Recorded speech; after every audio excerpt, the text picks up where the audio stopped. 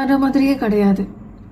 உன்னையும் என்னையும் புரிஞ்சுக்கிட்டு நம்ம விருப்பப்பட்டு நம்ம இஷ்டப்படியே தான் நம்மளோட திருமணம் நடந்தது.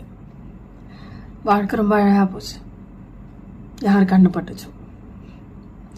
கொஞ்ச நாளைக்கு அப்புறம் என்னோட பேசுகிற நேரம் குறைஞ்சிது. நான் ஆரம்பத்திலேயே கேட்கும்போது அப்படியெல்லாம் இல்லை, எல்லாமே ஓகே தான், வேலை பிஸி இப்படின்னு சொல்லினேன்.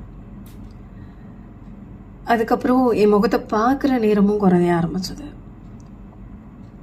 ஒருவேளை அந்த மாற்றம் உனக்கு தெரியாமல் இருக்கலாம், ஆனால் உன்னை தவிர வேறு எனக்கு எதுவுமே தெரியாது அப்படின்ற எனக்கு உன்கிட்ட இருந்த மாற்றங்கள் நிறையவே தெரிய ஆரம்பிச்சது.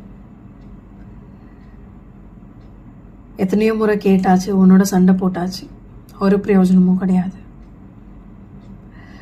உன்னை ஒரு இடத்துல கட்டி போட்டு வச்சாலும் உன் மனசு ஓடுற எண்ணங்களுக்கும் உன் சிந்தனைகள் சிந்திக்கிற இடத்துலையும்